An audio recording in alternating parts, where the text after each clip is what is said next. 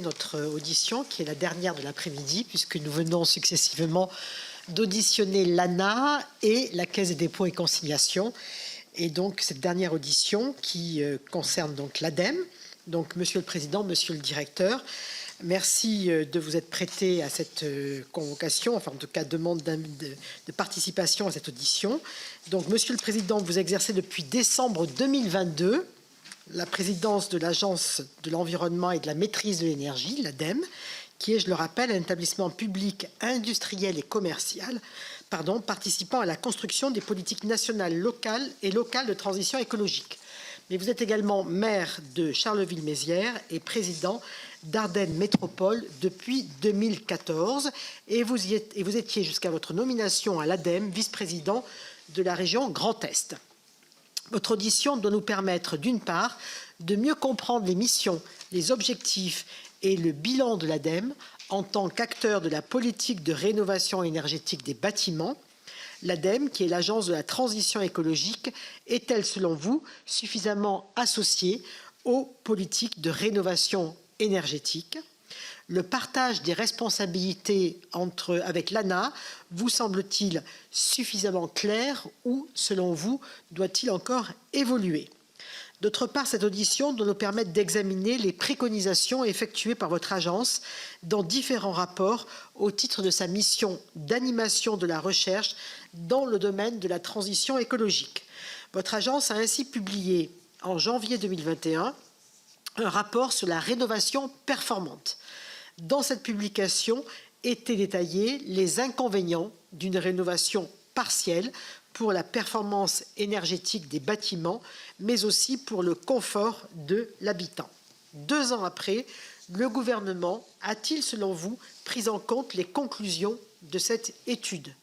Les politiques publiques de rénovation énergétique favorisent-elles suffisamment les rénovations globales? Le dispositif Mon accompagnateur rénove permettra-t-il, selon vous, d'encourager les ménages à généraliser les rénovations globales?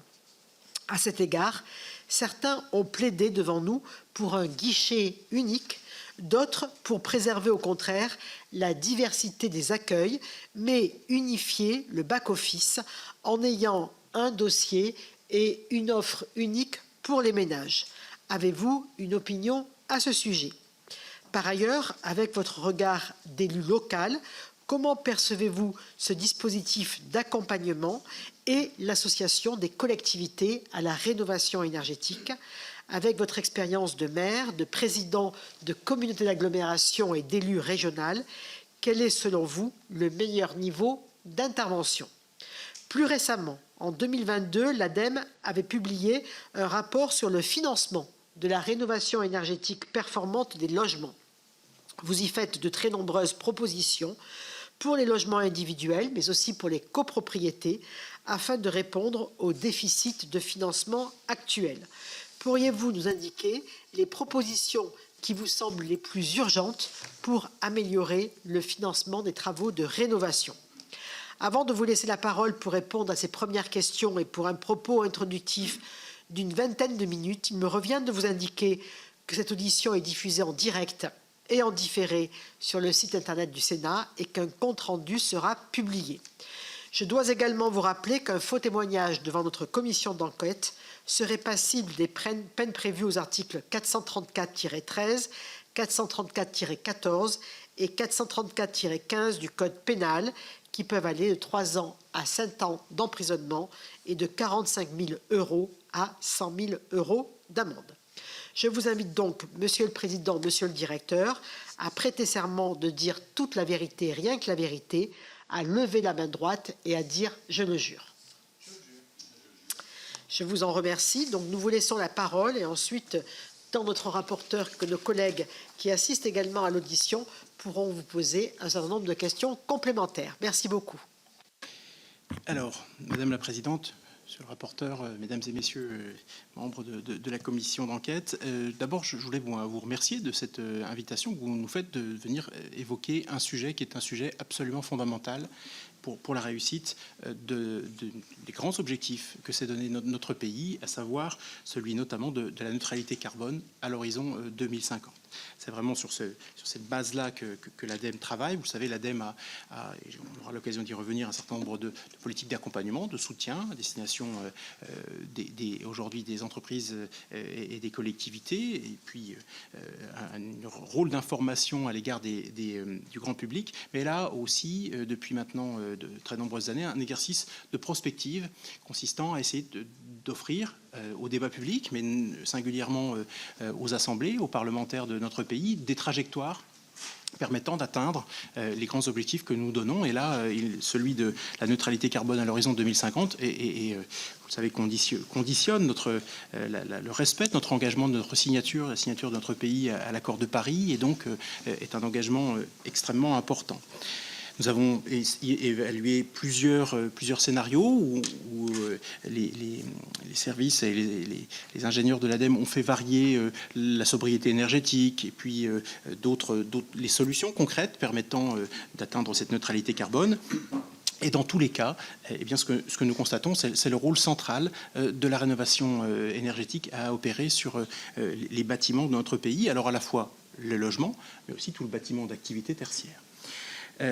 Cette rénovation, elle est incontournable, et on a chiffré de l'ordre de 700 000 le nombre de rénovations qui doivent être réalisées chaque année, avec une référence en termes de qualité de la rénovation. C'est ça qui est extrêmement important, c'est qu'il s'agit de 700 000 rénovations de niveau et de type BBC, visant à amener, je parle sous le contrôle de José Kerr, qui connaît tout cela infiniment mieux que moi, mais à amener les logements à une consommation moyenne de 80 kWh par mètre carré par an. C'est ça, la référence du BBC. Là où, pour donner un ordre d'idée, on est plutôt aujourd'hui autour de 200 kWh par mètre carré par an en moyenne sur le parc, au moins sur le logement, même probablement un peu plus si on inclut le tertiaire peut-être. En tout cas, on doit diviser par 3, pour faire court, à peu près, la consommation par mètre carré et par an pour atteindre effectivement ces niveaux qui sont ceux du BBC. Donc 700 000 rénovations BBC par an, c'est ça l'objectif, la trajectoire. Alors, on doit bien constater qu'il reste un peu de chemin à parcourir, puisque aujourd'hui, et on en discutait en venant, parce que cette question elle anime un peu toute la communauté des gens qui travaillent sur la rénovation énergétique.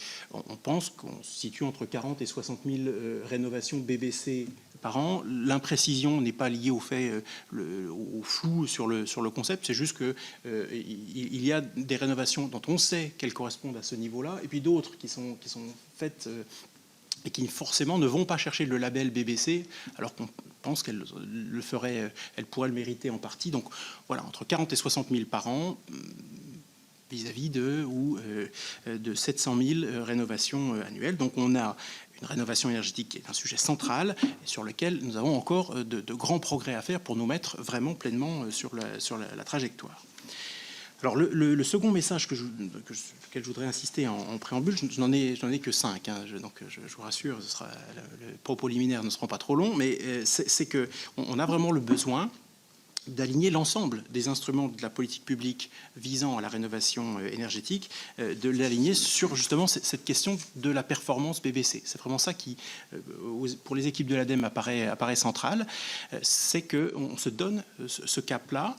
Et donc, il faut que le BBC soit plus présent dans tous nos messages de communication, et qu'on fixe ainsi vraiment quelle ambition. Il ne s'agit pas de rénover simplement de manière énergétique ou thermique les logements sans référence. Il faut le faire avec cet objectif à terme. En fait, l'objectif des 700 000, il est calé sur l'idée qu'en 2050, il faudrait que 90% du parc de logement ait cette performance BBC. Donc on souhaite, dans nos communications, on s'efforce de faire connaître, et puis dans nos travaux, de faire connaître justement le fait que cette référence est importante. Alors pour y parvenir, c'est complexe, et ça nécessite absolument un accompagnement. Et c'est là-dessus qu'il y a eu là des évolutions, et que récemment, on a, depuis quelques années, là encore, dans les échanges que j'avais avec José, quelques heures, on se constatait que il y a eu tout un temps où la question de l'accompagnement à la rénovation énergétique n'était pas considérée comme une politique publique en tant que telle.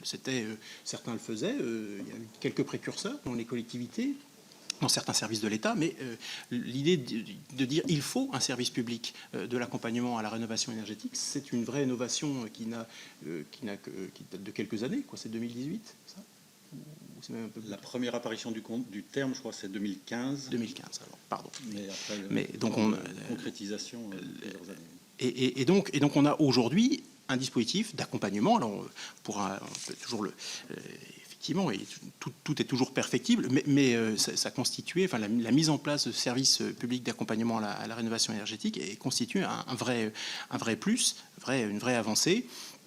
Et donc, c'est ainsi, et pas simplement sur la mobilisation de financement, qui est importante, mais c'est un socle. Il y a des aides qui sont à apporter aux ménages. On aura peut-être l'occasion de revenir sur la question du quantum de ce qui doit être public, investissement privé. Enfin, ce sujet-là est naturellement encore débattu, pas complètement tranché d'ailleurs à mon sens. Mais donc il y a des aides publiques, mais au-delà de ces aides publiques, il faut vraiment qu'on fixe l'ambition et qu'on ait, comme aujourd'hui on s'y efforce, un dispositif d'accompagnement des ménages, parce que cette rénovation énergétique ambitieuse ne va pas de soi, et je ne vais pas faire le savant, moi qui suis très peu bricoleur, mais en fait cumule une succession de gestes. C'est pas simplement un geste unique dans le logement ou dans le tertiaire qui peut permettre d'atteindre généralement cette performance. Il faut cumuler plusieurs gestes de la part donc des artisans, des entreprises qui y travaillent. Troisième message, les aides financières donc je le disais, sont nécessaires et utiles, mais elles ne sont clairement pas le seul outil à disposition des pouvoirs publics. Elles doivent être orientées vers la performance. Donc là, ce qu'on constate, c'est qu'on a aujourd'hui des dispositifs MaPrimeRénov', on a des C2E, et la préconisation de l'ADEME, c'est qu'effectivement, ces outils-là soient le plus tournés possible vers la performance à atteindre, notamment celle de rendre BBC les bâtiments. On pourrait se dire que dans les dispositifs finalement qui sont à disposition, il y a aussi l'outil réglementaire, et qu'on en voit le début de l'application, puisque sur les passoires thermiques, les catégories F et G, le fait d'interdire la mise à la location vient à un moment donné compléter le dispositif de rénovation qui aide. Donc c'est pas simplement d'inciter, d'avoir une politique incitative, mais il faut aussi, enfin, en tout cas nous pensons que c'est cohérent et que c'est efficace, parfois d'utiliser l'arme réglementaire pour interdire la mise à location et provoquer donc des rénovations. C'est donc le pari qui est fait de ces logements les plus énergivores. On a un quatrième message qui est sur le dimensionnement de la politique de rénovation. Aujourd'hui, il se pratique des rénovations dans le bâti, d'ores et déjà, pour un montant de travaux qui avoisine les 20 milliards d'euros. Et donc, on a un premier sujet que ces montants de rénovation qui sont investis dans le bâtiment et qui souvent ont pour finalité davantage de confort, remettre au goût du jour, mais s'accompagnent systématiquement, enfin le plus souvent possible, en tout cas, d'une rénovation énergétique. Et puis, en fait, pour être cohérent avec les objectifs de 700 000 euros, l'idée, c'est de doubler par deux le montant de ces investissements, donc de passer plutôt de l'ordre de 40 milliards d'euros d'investissement chaque année, donc résolument orienté vers la rénovation thermique des logements et des bâtiments, avec cet objectif BBC. Le cinquième et dernier message, peut-être liminaire, c'est pour souligner qu'il faut, je crois, que nous pensions collectivement cette politique de rénovation comme ce qu'elle est, c'est-à-dire le chantier du siècle pour notre pays.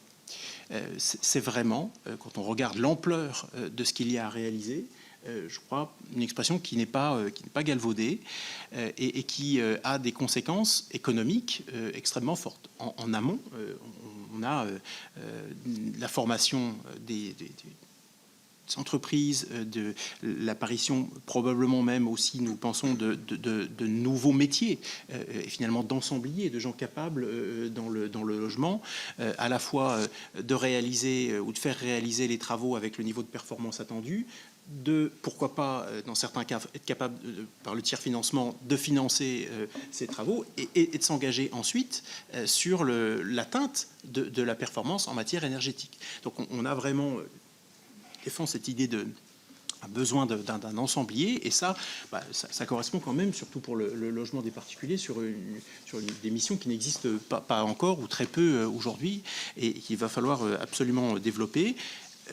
Ça s'accompagne bien évidemment, c'est évident, mais c'est utile de le rappeler, sur le fait qu'on a vraiment besoin de former davantage d'artisans et compagnons du bâtiment dans les entreprises, justement à ces gestes et à la performance qui est attendue. Et là, et donc on a vraiment l'émergence possible d'une filière dans les savoir-faire, et d'une filière aussi dans les matériaux, puisqu'il y a derrière des matériaux et notamment un certain nombre de matériaux nouveaux, ou le retour de certains matériaux. D'ailleurs, on pourrait même formuler cela ainsi, puisque la bioéconomie peut permettre d'apporter et de créer des matériaux nouveaux utilisés pour procéder à la rénovation thermique. Donc, on est vraiment je crois, une obligation qui nous est faite de concevoir la politique de rénovation énergétique comme devant être soutenue par une filière dont les éléments sont très largement encore aujourd'hui à inventer, à mettre en place et à structurer. Alors, pour terminer, quel est le rôle de l'ADEME dans cette rénovation énergétique ? Eh bien, l'ADEME, je le disais, effectivement, à cette mission d'éclairer l'avenir, d'éclairer les choix, en laissant ensuite aussi la représentation nationale et le gouvernement faire les choix, puisque la définition de la trajectoire, ce qu'on appellera la planification écologique, ici pour faire court, ça ne relève pas de l'ADEME. Nous, on est là pour éclairer les choix, montrer les cohérences, et donc on travaille. Il y a beaucoup des sujets qui ont été évoqués jusqu'à présent, sur lesquels nous travaillons encore de manière très très active, parce qu'on considère que, notamment sur le financement, on aura l'occasion d'y revenir, mais on n'a pas encore probablement trouvé les bons produits, la bonne manière de prendre ce sujet. Je crois qu'il faut pouvoir le constater avec lucidité. Et donc, on travaille à apporter des éléments, des analyses qui peuvent permettre de prendre les bons choix et de positionner une politique de rénovation énergétique au bon niveau d'ambition et avec les bons accompagnements économiques. Et puis, nous avons de manière plus concrète dans l'accompagnement aidé à concevoir le service d'aide à la rénovation énergétique, et aujourd'hui on a une transition qui s'effectue avec l'Agence nationale de l'habitat sur ce sujet, et toujours un rôle extrêmement important des collectivités dans la mise en œuvre de cette politique.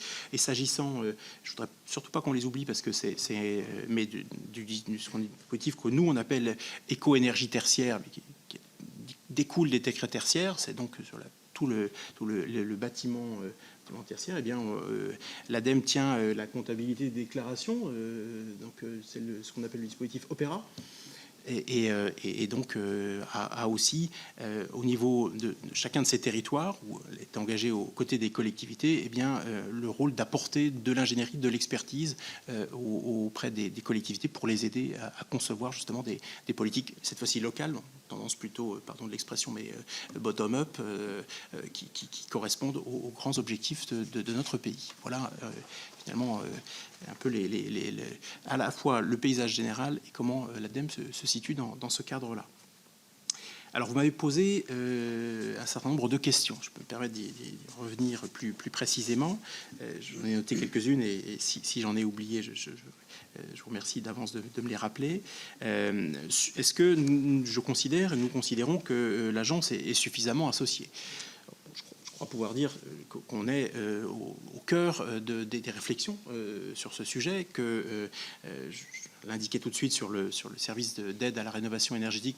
Nous sommes en liaison constante avec l'ANA et avec ses dirigeants, et c'est une demande effectivement relève d'un arbitrage rendu par le gouvernement que nous mettons en œuvre, mais nous sommes aussi très régulièrement, le pôle d'expertise que constitue l'ANA est très régulièrement consulté sur les questions de DPE, sur les questions de labellisation des travaux à réaliser par les professionnels du bâtiment.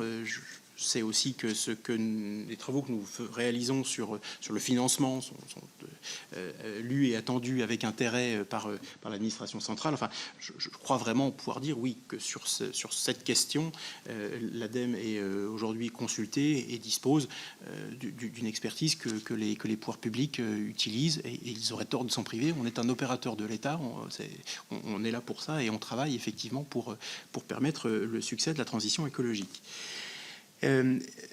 Donc on a effectivement beaucoup insisté, et je vous ai précisé s'il le peut ce concept, mais de rénovation performante en 2021. Parce que, comme je l'indiquais tout à l'heure, c'est vraiment la combinaison de différents gestes qui fait que la rénovation est performante ou ne l'est pas. Et rénover son logement, c'est une affaire d'énergie, ça peut être une affaire aussi de confort, c'est une affaire de financement, et puis ça n'est pas sans inconvénient pour celui qui rénove. Et les aspects de confort évident d'être dans un logement en cours de rénovation ou d'y entrer après rénovation conditionnent énormément le travail à réaliser. Et donc on a, de ce point de vue en tout cas, peu d'occasions finalement de faire ces rénovations complètes. Pense, nous, que c'est autour des mutations qu'il faudrait arriver à concentrer ce type d'approche. Alors ça ouvre la porte à un sujet, à une discussion intéressante sur obligation, incitation, et probablement l'une, puis peut-être un jour l'autre. En tout cas, il faut donner de la perspective, mais il est difficile d'imaginer de demander à des gens occupant leur logement de le rénover de manière énergétique satisfaisante en multipliant les gestes qui font toucher la toiture, les murs, les différentes huisseries et l'ensemble du bâti. Tout ça est assez difficile et un peu illusoire. Donc, comme on a peu d'occasions, eh bien, il faut que les occasions soient les bonnes et qu'on soit dans de la rénovation le plus possible performante, et donc qui cumule les gestes à réaliser. Alors, est-ce que nous sommes là encore sur la trajectoire ? Les choses progressent, c'est vrai. On a vu ces dernières années une progression du nombre de rénovations de type BBC, mais effectivement, je l'indiquais tout à l'heure, encore sur un niveau qui laisse quelques marges de progrès pour atteindre les 700 000 rénovations annuelles BBC dont nous avons besoin. Donc je crois que ce travail-là, il faut le remettre sur le métier, pour peut-être se poser la question de qui peut faire ce type de rénovation performante, comment. On voit ce que je disais tout à l'heure, comment est-ce qu'on peut essayer d'accompagner, d'avoir des garanties de performance au bout du compte, parce que c'est aussi ça qui permet plus facilement le financement qui peut permettre plus facilement le financement des opérations. À quel moment on les fait, à quel moment on met le petit coup d'épaule qu'il faudrait, ou l'incitation ou l'encouragement pour que les rénovations se fassent. Il reste aujourd'hui pas mal de sujets à trancher. Est-ce qu'on a, je crois qu'il y a une question sur le guichet unique. Alors, le guichet unique des aides, pour l'État, qu'il y ait un outil important, en l'occurrence MaPrimeRénov', ça paraît aller dans ce sens-là, un outil visible. Après, des guichets uniques. Si c'est au prix d'une perte, notamment sur l'accompagnement, d'une perte d'accompagnement pour le coup de personnes mobilisées et mobilisables pour accompagner les citoyens, je ne crois pas que ça puisse être désirable. On a mis en place un service. Il y a encore à côté de ce service d'aide à la rénovation énergétique, un certain nombre d'autres initiatives qui existent. On a des associations qui se donnent cet objectif, parfois d'autres niveaux de collectivité qui ont conservé. Bon, ça ne favorise peut-être pas la lisibilité du système, mais finalement, ça permet quand même d'attraper un certain nombre de ménages et d'accompagner peut-être de manière plus efficace encore à ce jour les gens qui ont cette préoccupation et qui se demandent comment passer à l'acte de la rénovation énergétique de leurs bâtiments. Mais je ne sais pas si le guichet unique était sur l'outil d'aide ou si c'était sur l'accompagnement. On est sur une politique qui procède d'engagements internationaux, qui procède de grands engagements nationaux, celui de la neutralité carbone à l'horizon 2050. Donc c'est par définition forcément, si peut-être une question sur la décentralisation possible de cette politique, autant il y a des sujets qui certainement pourraient être décentralisés en un bloc, avec à la fois l'attribution à un niveau de responsabilité un niveau de compétence plutôt, alors soit bloc communal, département, région, mais donner à la fois les responsabilités et les moyens, parce que c'est ça, décentraliser, c'est donner la responsabilité et les moyens. Si on fait que l'un ou l'autre, généralement ça fonctionne pas bien. Mais là, en l'occurrence, ça paraît difficile d'attribuer à un niveau de collectivité la responsabilité d'une politique comme celle-là sur laquelle l'État s'est lui-même engagé. Donc je crois qu'on doit garder sur la rénovation thermique, la rénovation énergétique, une très forte implication de l'État, mais aussi de ménager aux collectivités qui sont parfois en charge de politiques voisines, je pense à la politique du logement, des moyens de s'articuler avec cette grande politique d'État qui est celle de la rénovation énergétique. Donc il y a, je crois, sur un sujet comme celui-là, matière plutôt à faire de la coordination des différents niveaux de collectivité plutôt qu'à, de manière pas du tout simpliste, parce que ça peut être parfois très efficace, mais à attribuer la responsabilité à un seul et même niveau d'administration. La perception que j'ai, par exemple, cette fois-ci plus comme maire, c'est que la politique du logement par bassin de vie serait envisageable. Je ne sais pas si du tout si ce sont des réflexions qui en cours, mais ça paraît théoriquement envisageable de dire, voilà, sur un bassin de vie, tel niveau de collectivité a la responsabilité de loger les habitants qui s'y trouvent, pourvu qu'ils aient aussi la capacité de construire, attribuer les logements, enfin donc une vraie décentralisation avec les responsabilités et les moyens. Mais la rénovation énergétique, elle procède d'un engagement qui, en 2050, est impérieux, impératif, donc qui, je crois, ne se prête pas bien à être délégué ou décentralisé à un autre niveau d'administration que celui de l'État, même s'il est encore très partisan de la collaboration des différents niveaux sur ce sujet. Est-ce que nous avons travaillé effectivement sur le financement de la rénovation en 2022 ? Alors là, c'est une étude avec des aides sur le logement individuel, une réflexion sur le financement dans le logement individuel et les copropriétés. Je donnerai peut-être la parole à José pour préciser cet aspect et sur effectivement la façon dont on pourrait utiliser ces réflexions, enfin, ou ce travail qui a été fait sur le financement pour essayer de prolonger l'action, parce que je disais moi-même tout à l'heure que sur le financement, je ne crois pas qu'on soit encore au bout du chemin et que même les concepts à forger me semblent encore devant nous, même si on a quelque chose qui, sur le plan strictement économique, est un peu étonnant, puisqu'on a des investissements dont on sait à peu près cerner les modalités de réalisation, on sait à peu près quelle est aussi leur rentabilité, puisqu'on est capable de voir la baisse des consommations énergétiques dans le temps. Et donc on a des investissements rentables qui ont du mal à se réaliser. Et donc je crois que c'est un petit défi qui nous est lancé collectivement, d'essayer de comprendre pourquoi ce type d'investissement, même s'ils sont sur des durées parfois un petit peu longue, on est sur 20-30 ans malgré tout, hein. On n'est pas non plus sur, malgré la hausse des prix de l'énergie, sur des investissements qui aient une rentabilité immédiate. Néanmoins, ils ont une rentabilité et pour autant, donc on n'arrive pas aujourd'hui dans notre système de financement arriver à greffer facilement des prêts autour de cette rénovation. Et donc, on a, à mon avis, un travail à continuer à conduire avec les institutions de financement, avec la place bancaire. Et je sais d'ailleurs que ce travail a cours. La FBF travaille sur ce sujet et on a notamment prévu aussi de se rencontrer avec eux parce que voilà, c'est un petit peu pas une faille de marché, mais pas loin. Des investissements rentables qui ne se financent pas, ça n'existe normalement pas dans une économie de marché où les moyens, les financements vont vers les investissements qui produisent une rentabilité. Je ne sais pas, José, si tu voulais sur la partie... Peut-être sur la question du financement, juste évoquer un point par comparaison qui est celui, pour approfondir un petit peu la question de la garantie de performance, et faire un parallèle avec ce qui s'est passé sur la maison individuelle au début des années 90, je crois, quand a été mis au point le contrat de construction de maisons individuelles qui garantissait à l'acheteur un délai, une qualité et un prix. Et l'idée, c'est de transposer cette façon de faire à la rénovation.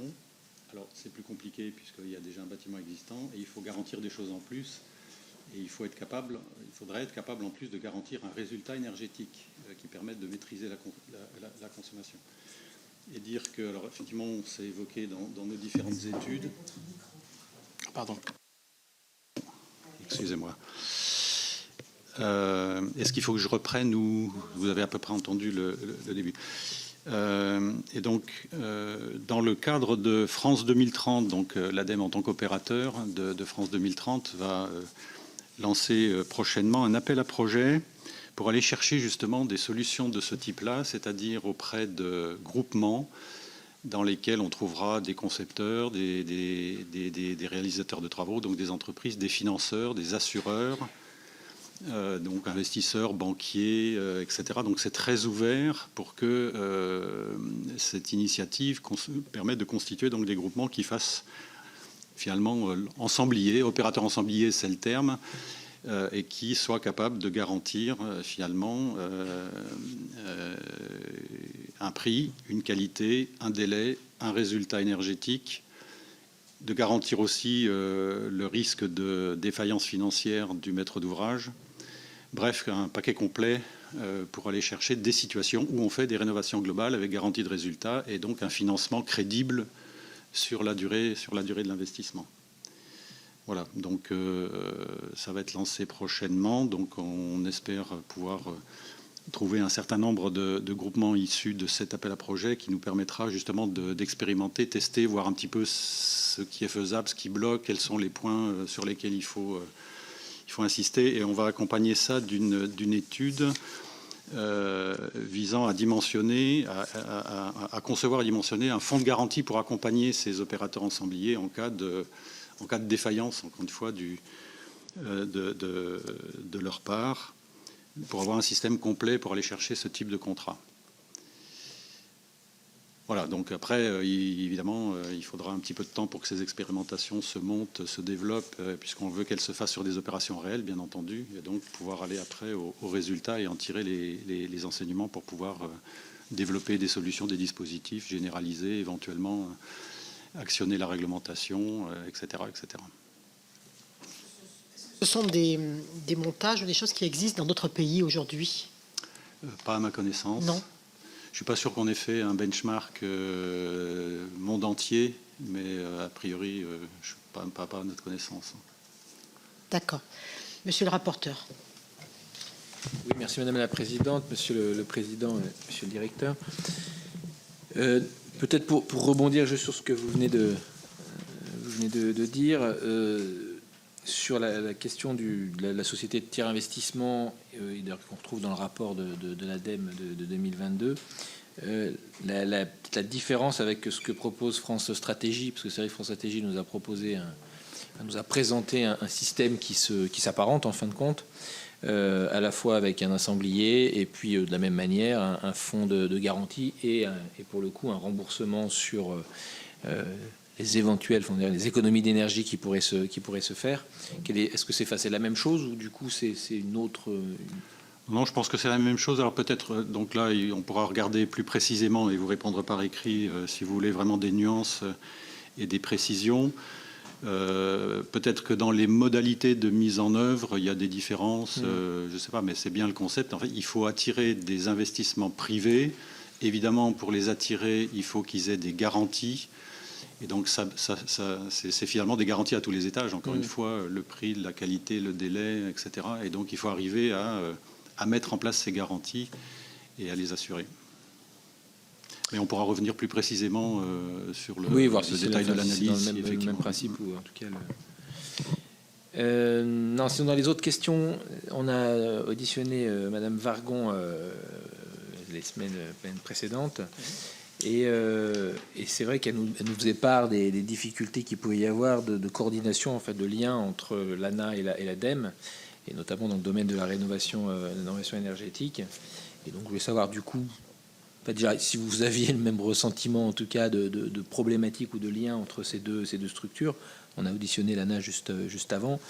Et où est-ce que aussi ça a évolué et où est-ce qu'on en est aujourd'hui?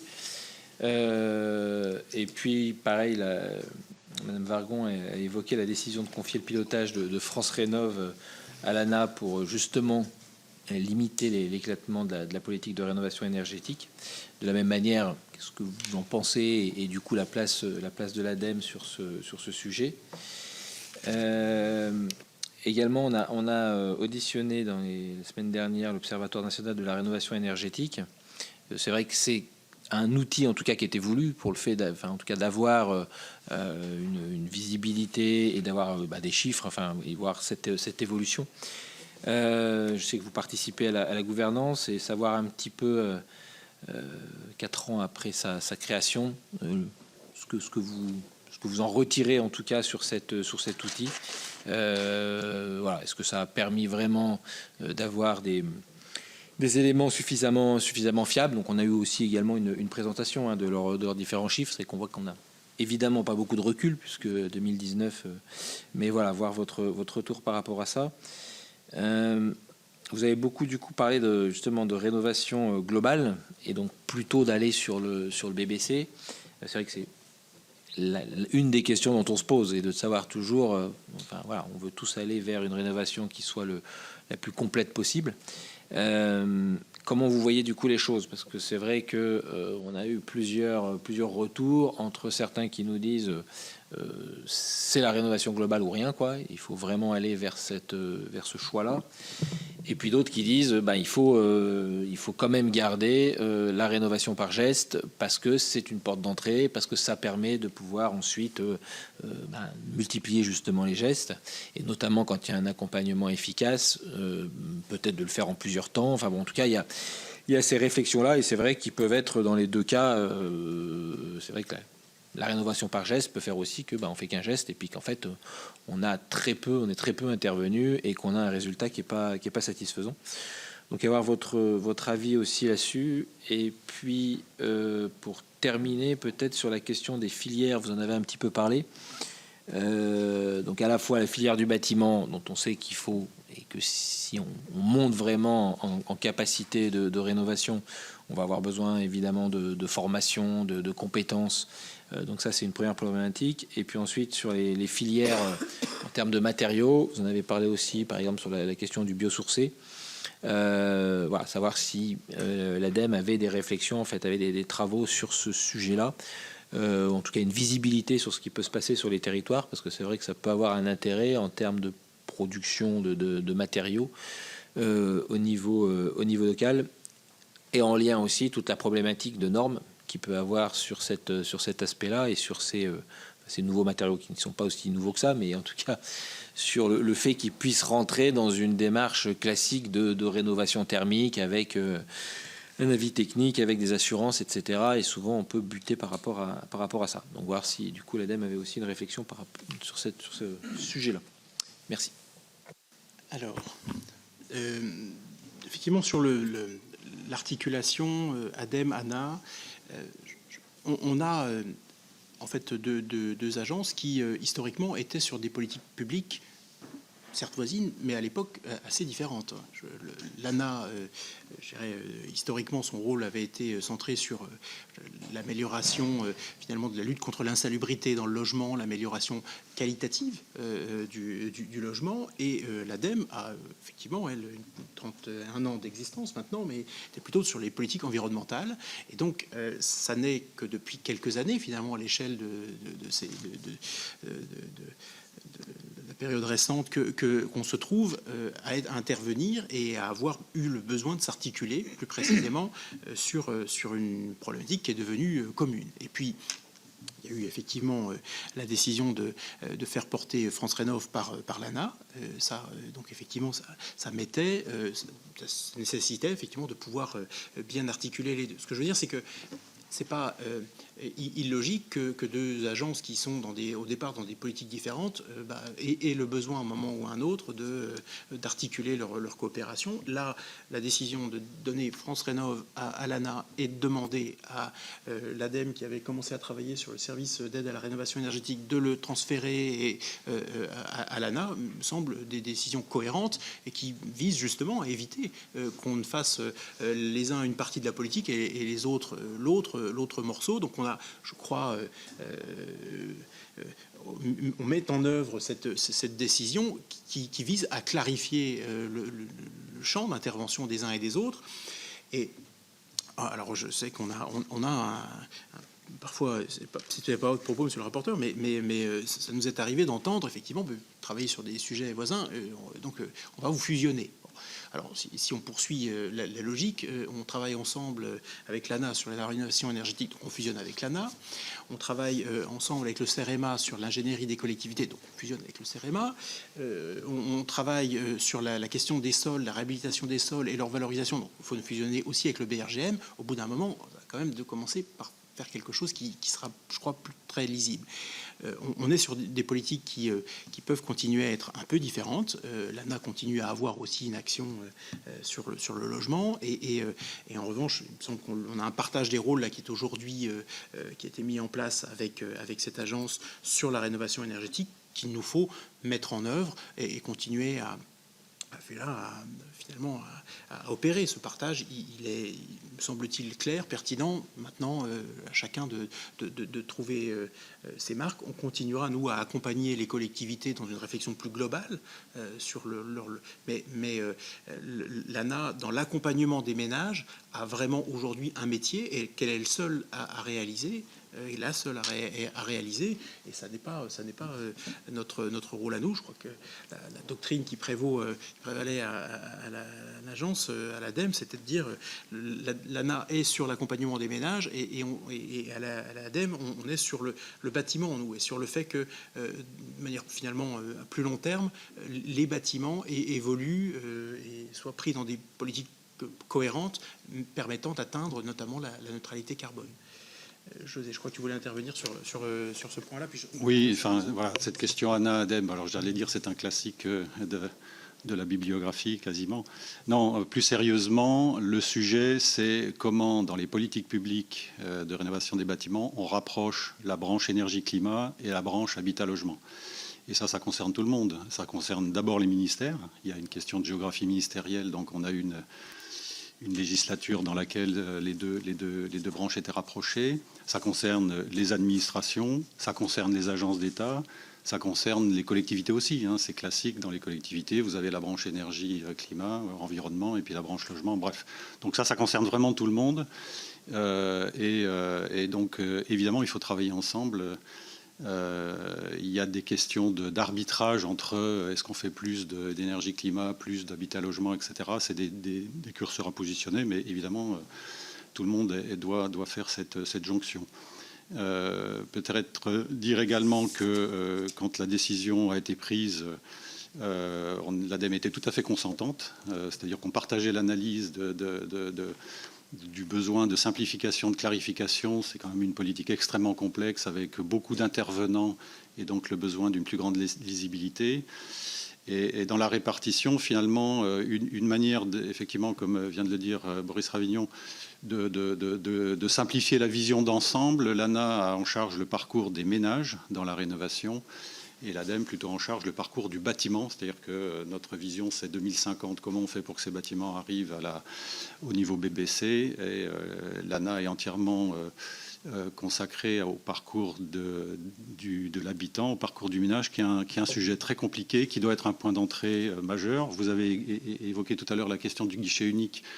Pas forcément la question du guichet unique, la question c'est le parcours des ménages. C'est-à-dire comment on va chercher les ménages, comment on les accompagne, comment on les informe on les conseille, on les accompagne pour qu'ils mènent à bien leur projet, qui est un projet avec une composante énergétique, mais pas seulement, évidemment. C'est des gens qui ont un logement, qui ont un parcours de vie, qui peuvent avoir un handicap, qui peuvent vieillir, etc., etc. Tout ça, il faut intégrer. Et le fait que cet ensemble de problématiques soit intégré dans un seul service public piloté par l'ANA, avec cette préoccupation du parcours du ménage, ça nous va très bien. Et on y contribue, et donc on travaille avec l'ANA depuis lors tout à fait de manière constructive, et on en a pour l'éternité, j'allais dire, puisque on va contribuer à ce service public pour fournir à l'ANA des tas d'éléments sur l'expertise, sur la technique, etc. Et actuellement, notre chantier commun, c'est effectivement le coportage du programme SAR, donc qui va être prolongé. Donc voilà, puisqu'il y a des relais de financement à trouver, donc on travaille évidemment étroitement, la main dans la main, pour cette configuration. Je poursuis sur la question qui portait sur l'ONRE, l'Observatoire national de la rénovation énergétique. Alors là encore, je crois qu'il était, ça a été utile de le créer, cet observatoire, parce que on est sur des politiques qui étaient parfois à cheval sur plusieurs ministères, qui impliquent des acteurs publics, mais aussi un certain nombre d'acteurs privés, qui concernent beaucoup de collectivités territoriales et différents niveaux. Et donc, le fait d'essayer de forger des données réconciliées entre tous ces acteurs-là, qui donnent une idée de où nous en sommes, de la rénovation énergétique, de ce qu'il y a à faire, du travail et de ce qui est produit, et pas simplement en données agrégées au niveau national, mais aussi au niveau territorial, ça je crois, impliquait et ça exigeait effectivement qu'il y ait une démarche d'observatoire comme ça a vu le jour. On y participe, nous, et on est très heureux de le faire.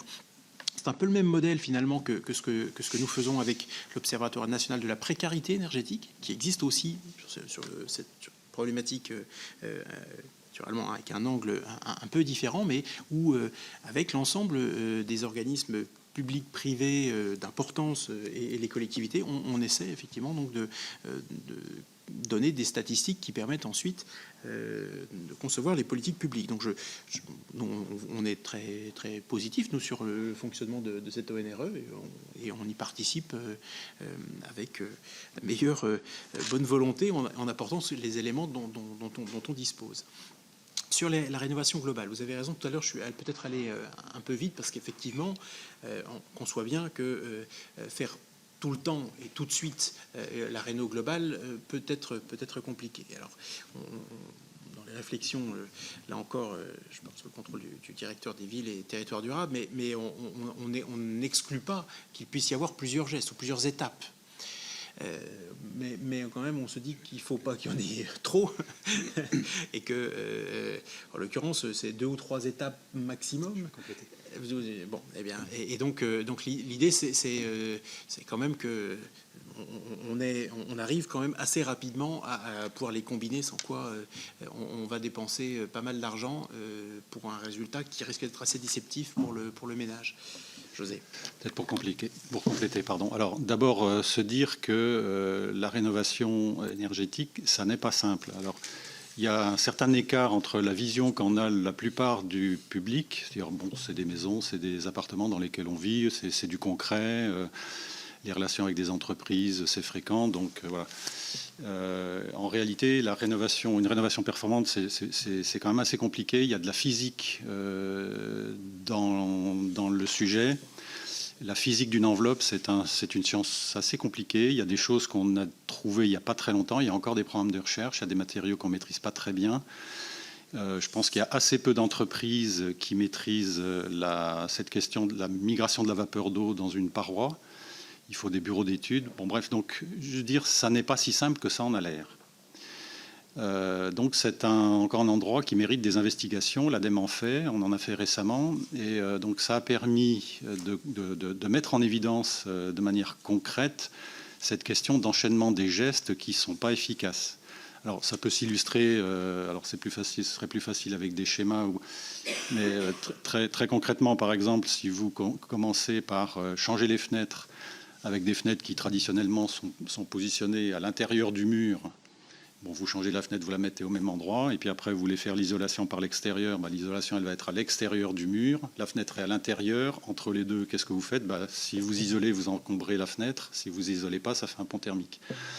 Et donc, le jour où vous faites l'isolation par l'extérieur, soit vous enlevez les fenêtres, vous en mettez des nouvelles positionnées au niveau de l'isolation, et vous le faites pas. Et donc, voilà. C'est la question des interfaces. C'est-à-dire un geste en lui-même, il ne se critique pas. Par contre, l'interface entre les gestes, ça marche ou ça ne marche pas. Et si on n'y a pas pensé avant, la plupart du temps, ça ne marche pas. Entre l'isolation d'un toit, l'isolation d'un mur, entre le dimensionnement de la chaudière et puis l'isolation, etc. L'ADEME a publié quelque chose comme 70 fiches pour traiter les interfaces. Alors, il y a des interfaces matérielles et puis des interfaces plutôt conceptuelles. C'est-à-dire bon, voilà, donc tout ça, c'est à regarder soigneusement. Et donc, pour aller un petit peu aux conclusions, on a conclu en gros qu'au-delà de 3 gestes, 3 étapes plus exactement, on peut faire une rénovation par étape, mais au-delà de 3 étapes, on est à peu près sûr de ne pas y arriver. 4, à la rigueur, ça peut se discuter dans des conditions extrêmement précises, mais autant dire que non. Et donc, on peut faire des étapes à condition que dans ces étapes, on ait eu la vision d'ensemble dès le début pour faire les gestes qui vont constituer ces étapes dans le bon ordre.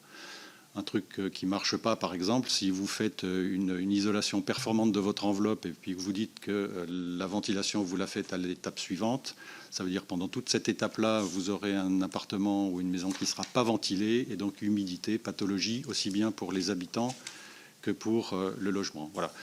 Donc, 3 étapes maximum et des étapes bien conçues au départ et enchaînées.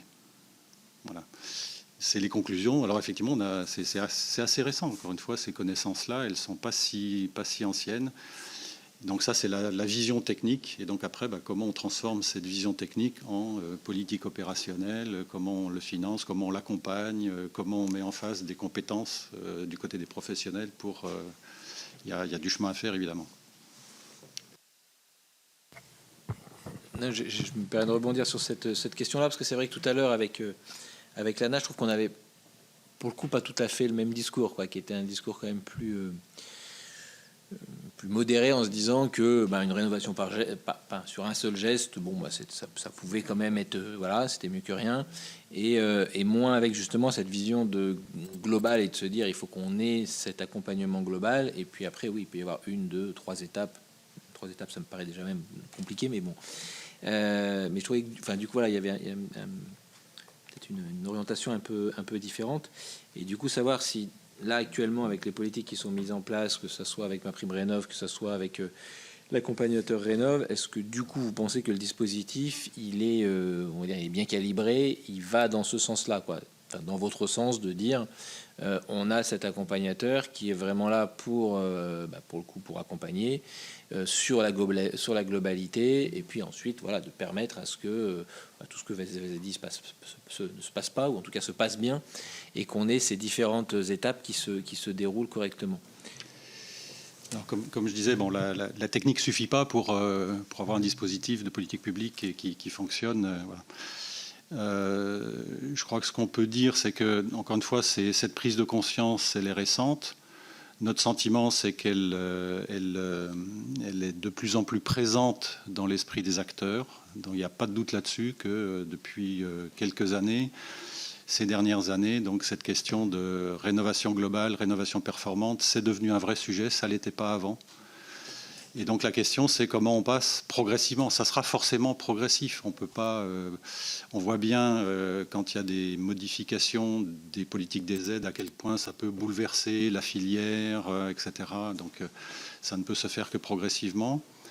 Le chantier est ouvert. Donc la façon dont MaPrimeRénov' évoluera pour aller vers plus de rénovation globale, le chantier est ouvert. Donc évidemment, l'ADEME va y contribuer.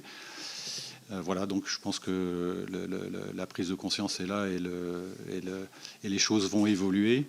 C'est pas simple. Après, donc, il y aura forcément des exceptions. On pense en particulier aux publics les plus modestes. Donc, il y a évidemment des urgences. Il y aura des urgences, des priorités qu'il faudra gérer. Voilà, c'est toute cette complexité et ces évolutions qu'il faut pouvoir mettre en œuvre. Et je crois qu'il restait les questions autour de la filière, la structuration de la filière. Et là, on a effectivement une mission de formation des professionnels, un certain nombre d'initiatives prises pour permettre la formation la plus large possible. Mais le travail à accomplir est immense sur ce sujet. Et puis sur la partie matériaux nouveaux, là on a des appels à projets qui permettent aussi d'améliorer, José te laisser compléter, mais qui permettent d'améliorer, de sélectionner pas seulement des matériaux en tant que tels, mais surtout des matériaux et des conditions de mise en œuvre. Oui, et donc là, c'est toute la fonction soutien à l'innovation de l'ADEME qui se déploie dans ce champ des matériaux, des filières. Donc les matériaux bois et biosourcés, les combinaisons de matériaux. Donc il n'y a pas très longtemps un appel à projet mixité, donc pour l'idée finalement d'utiliser chaque matériau dans le meilleur de lui-même avec des combinaisons donc qui soient optimisées. Pour revenir sur les biosourcés, donc il y a beaucoup de travaux évidemment sur le bois, sur les autres matériaux, le chanvre, le lin, etc. Très concrètement, par exemple, donc l'ADEME soutient la structuration des filières. Donc on peut avoir des accords cadres avec les organismes professionnels pour soutenir le déploiement de ces filières biosourcées. La normalisation, par contre, c'est plutôt le CSTB qui... On peut y contribuer en soutenant par exemple le développement ce qu'on appelle les FDES, donc les fiches déclaratives environnementales et sanitaires des matériaux. C'est-à-dire quand un nouveau matériau est mis sur le marché, il doit dire qu'est-ce qu'il a sous le capot en quelque sorte. Donc ça coûte un peu d'argent évidemment pour le promoteur de ce matériau. Et donc l'ADEME cofinance la réalisation de ces fiches qui leur permet après d'être dans les moteurs de calcul, etc., comme les autres matériaux, au même titre que les autres matériaux classiques. Voilà, oui, on soutient le développement de ces filières qui sont très ancrées sur les territoires. Les territoires y tiennent, c'est de la proximité, donc c'est du bas carbone, hein, évidemment, la plupart du temps. Je crois que notre collègue Sabine Drexler avait une question à vous poser. Oui, tout à fait. Et en fait, le rapporteur a déjà posé un certain nombre de questions qui m'intéressaient. Monsieur le Président, le 1er février dernier, à l'occasion d'une table ronde qui était organisée par la Commission culture du Sénat, vous nous disiez qu'il était important à vos yeux d'accompagner la transition écologique du bâti tout en respectant celui qui a une valeur patrimoniale, historique ou architecturale. Et aujourd'hui, avec la mise en œuvre du nouveau DPE, l'arrivée du ZAN, on sent vraiment l'urgence de valider justement ces matériaux dont on vient de parler, hein, des matériaux respectueux de ce type de bâtiment, de créer des labels nouveaux, de diffuser des règles de bonne pratique pour éviter aussi un saccage patrimonial, hein, et une banalisation ensuite du bâti de notre pays. Alors, à l'occasion de cette table ronde, vous nous disiez que l'ADEME concentrait son travail sur la recherche dans ce domaine, puisqu'elle considère que le bâti ancien, dans toute sa diversité, n'est pas encore suffisamment documenté pour toutes les caractéristiques thermiques, hygrothermiques, architecturales. Alors, mes questions sur ces recherches, j'ai regardé un petit peu et j'ai vu qu'en 2011, déjà, il y avait eu un rapport battant, hein, je crois que ça s'appelle, là, sur la modélisation du comportement thermique du bâti ancien d'avant 1948, qui a été demandé par l'ADEME au CEREMA et qui a été réalisé en prolongement d'études qui ont été déjà réalisées entre 2005 et 2007. Donc ça fait quand même très très longtemps qu'on travaille sur ces particularités. Alors voilà, en fait, avant que le rapporteur ne vous pose des questions, je voulais justement que vous nous en disiez plus sur ces matériaux biosourcés qui sont aujourd'hui validés ou en cours de validation. Et sur les possibilités aussi de voir se développer des filières locales, donc françaises, de production et de transformation qui pourraient en découler, et puis à quelle échéance on peut espérer les voir arriver. Alors il y a aussi aujourd'hui un problème de coût qui pousse ces particuliers à se tourner vers des solutions standards qui ne sont pas adaptées. Est-ce que vous estimez que l'on fait suffisamment aujourd'hui en France pour promouvoir, pour soutenir financièrement, accompagner les filières locales et les particuliers aussi qui optent pour ce type de produit. Et puis voilà, pour finir, en fait, moi j'ai l'impression, en vous écoutant, qu'on découvre encore aujourd'hui comment fonctionne le bâti, alors qu'en même temps on est déjà dans l'injonction d'isolation, notamment pour les propriétaires bailleurs. Donc alors, est-ce qu'on n'est pas un peu dans une situation où les gens vont peut-être faire des choses sans connaître, enfin, en n'étant pas véritablement informés des spécificités de leur bâti, notamment de ce bâti patrimonial? Voilà.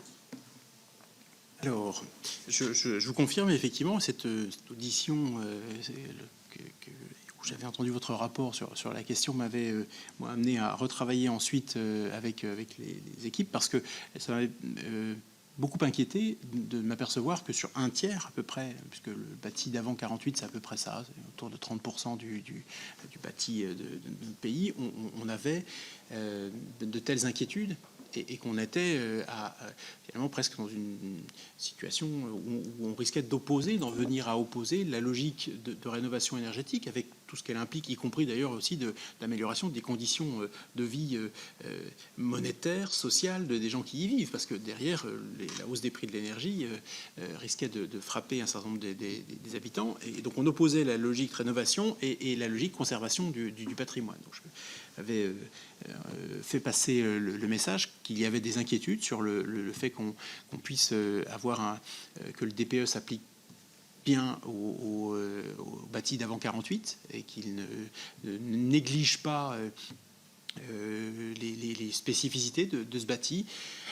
On m'a confirmé effectivement qu'il y a un certain nombre de valeurs standards qui sont utilisées, qu'on a du mal à apprécier parce qu'il y a une très grande diversité des bâtis d'avant 48 qui parfois posent une vraie difficulté sur l'évaluation de la performance énergétique. Donc je confirme qu'on a identifié qu'on avait déjà identifié depuis un certain temps, vous le rappeliez, ce sujet, et on va effectivement s'appliquer à essayer d'avancer sur cette question. Je crois vraiment qu'il y a aussi un sujet d'animation de la filière, en l'occurrence sur cet aspect.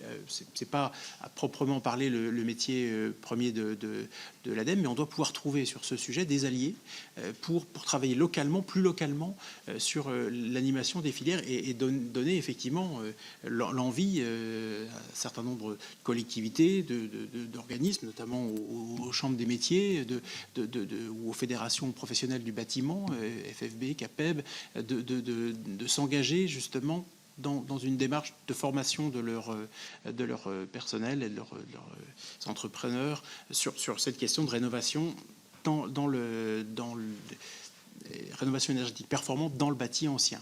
Mais je vais laisser José revenir sur certains points qui est assez techniques et vous apporter peut-être des éclaircissements complémentaires. Oui, parce que vous avez cité donc Battant, qui est effectivement un projet ancien. Il y en a eu d'autres.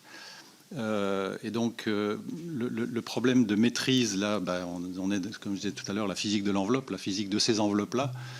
C'est pas tant la question des matériaux biosourcés, donc la fibre de bois, etc. Donc c'est des choses qu'on maîtrise bien. C'est plutôt donc les parois existantes entre un mur en granit, un mur en tuffeau, un mur en pisé, un mur en colombage. S'il est en pierre, suivant qu'il a été maçonné en terre ou maçonné au mortier de chaux. Et évidemment, c'est des choses, si les pierres sont grosses ou les pierres sont petites.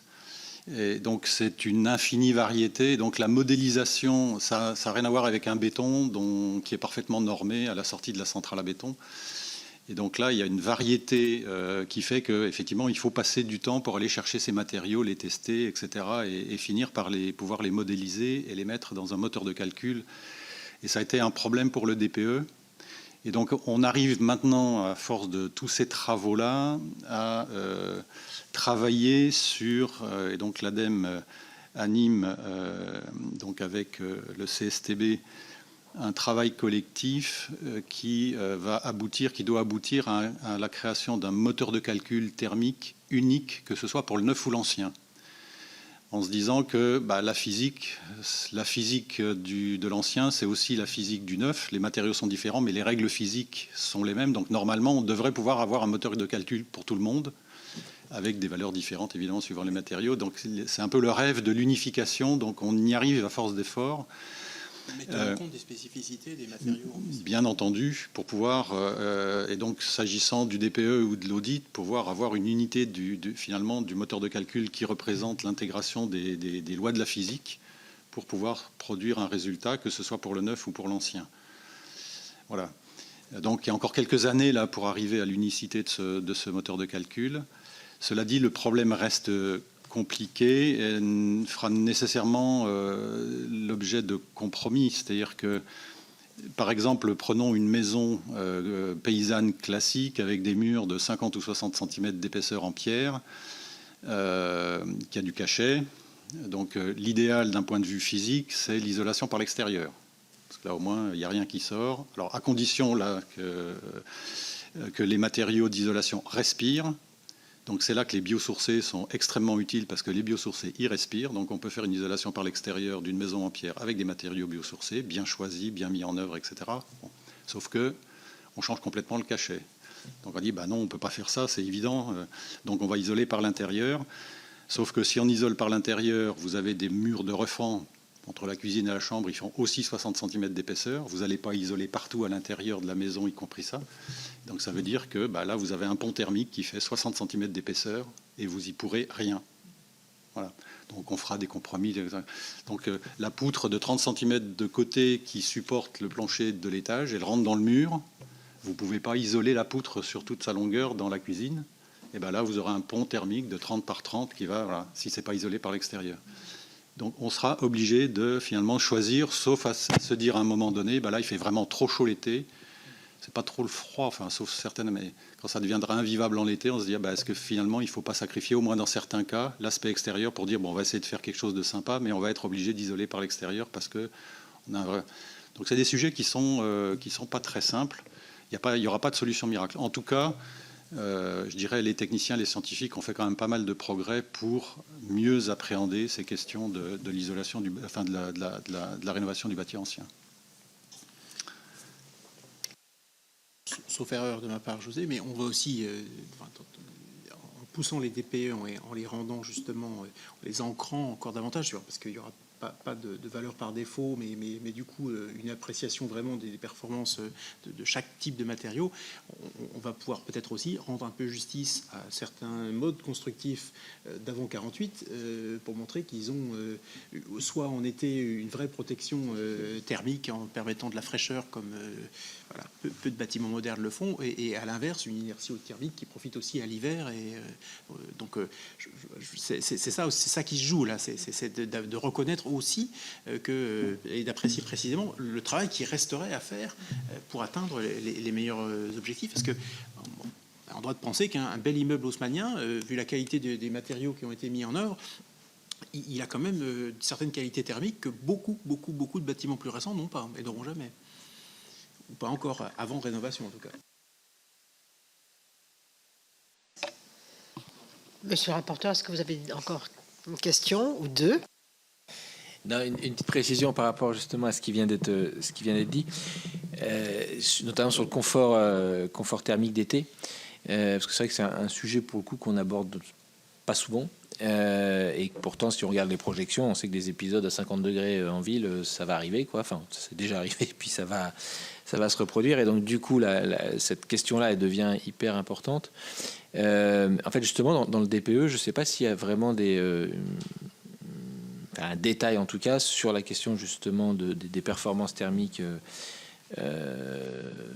d'été, parce que c'est vrai que suivant les techniques qu'on va mettre en place, que ça soit en isolation, en comble, en toiture, ou que ça soit en façade, on n'a pas du tout les mêmes résultats. Finalement, on peut avoir des résultats très bons pour un confort thermique d'hiver et être très moyen sur l'été, et notamment sur la question d'inertie, de déphasage, etc. Et donc, est-ce que ça, c'est des choses, en tout cas, sur lesquelles vous êtes attentif, en tout cas, parce que c'est vrai que ça, même en termes énergétiques, puisque derrière, ça veut dire clim, etc. Donc, on a aussi intérêt à y penser très fortement, quoi. Alors cette question du confort d'été, donc dans le DPE, je ne crois pas pour l'instant qu'il y ait quelque chose de concret. Hein. Donc ça a été récemment introduit dans la réglementation du neuf. Donc, qui encore une fois est plus facile, est la plus facile, donc c'est la première étape. Par contre, Je pense qu'effectivement, maintenant, chaque fois qu'il y a un audit qui est fait avec des préconisations de travaux, et en particulier dans les régions les plus sensibles, évidemment, cette question du confort d'été doit être regardée par le professionnel. Donc, vous avez parlé du choix de l'isolant, par exemple, pour la toiture, et avec la question du déphasage, le choix du type de ventilation, etc. Mais dans le DPE lui-même, ça n'est pas encore un critère de notation.